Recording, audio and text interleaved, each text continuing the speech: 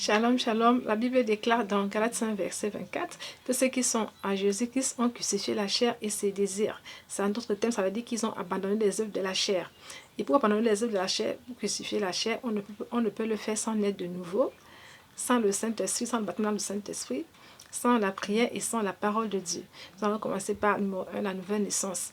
La nouvelle naissance implique la repentance, implique que nous devons reconnaître que nous sommes des pécheurs, car la Bible déclare qu'ils ont tous péché, ils sont privés de la gloire, ils ont été privés de la gloire de Dieu.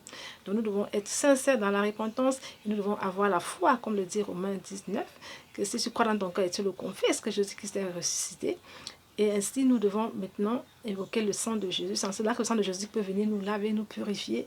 Et c'est cela qui constitue en fait notre justice en fait.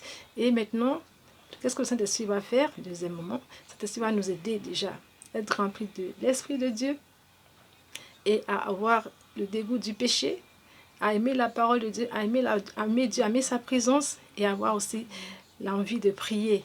Et pendant ce temps, pendant que nous allons lire la parole de Dieu, méditer, que nous allons enseigner, notre intelligence va commencer à être renouvelée. Et c'est comme ça que nos pensées vont commencer à changer. Et nous allons commencer à penser comme Jésus-Christ, parce que la Bible déclare qu'il est notre modèle parfait. Et c'est en cela que nous devons maintenant, après, confesser la parole. Donc nous devons, après avoir reçu le Saint-Esprit, nous allons commencer maintenant à prier, à demander au Seigneur Jésus-Christ de nous aider avec la parole, à avoir les mêmes pensées que lui, les mêmes envies que lui, à chasser, comme le dit la parole, que à mon nom, je chasserai les démons, à chasser tous les esprits, toutes les mauvaises choses qui étaient imprimées dans notre sang, le mauvais héritage qu'on avait reçu de nos parents, de nos ancêtres. Nous allons commencer à chasser ces esprits et nous allons maintenant commencer à manifester les fruits de l'esprit. Et pour cela, pour terminer, on ne peut le faire sans la Sainte Seine. Car c'est très puissant, parce que quand nous venons à Christ, nous avons encore le sang de nos parents, le sang avec lequel nous avons péché.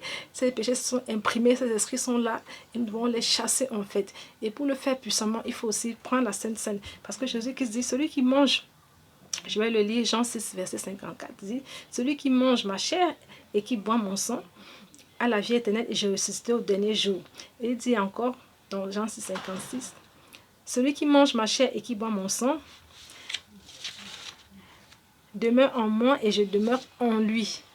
Donc ça veut dire que pour commencer déjà à voir les véritables effets de la nouvelle naissance, il faut ajouter le sang de Jésus, la Sainte Seine. Il faut le faire régulièrement, parce que même quand les sorciers vous donnent à boire et à manger, souvent c'est des breuvages, c'est du sang humain. En fait, c'est parce qu'ils veulent détruire votre nouvelle naissance et parce qu'ils veulent en fait imprimer dans votre sang aussi ce qu'ils veulent voir s'accomplir. C'est pour ça que les gens parfois rêvent qu'ils se voient injecter, parce qu'en fait on vous injecte du sang coudé, du sang qui a des malédictions, du sang qu'on vous voit répéter les comportements.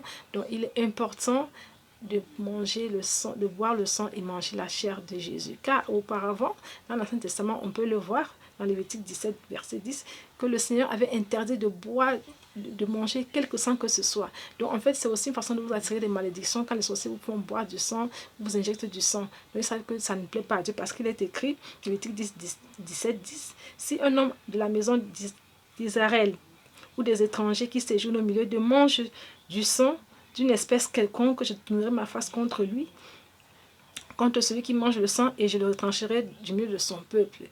Donc nous devons apprendre donc maintenant à prophétiser après avoir bu le sang de Jésus-Christ, revendiquer tout ce qui est dans la vie du Seigneur Jésus-Christ, la sagesse, l'intelligence, revendiquer tous les bienfaits du sang de Jésus et de tous les caractères qui étaient en Jésus. Soyez bénis, shalom.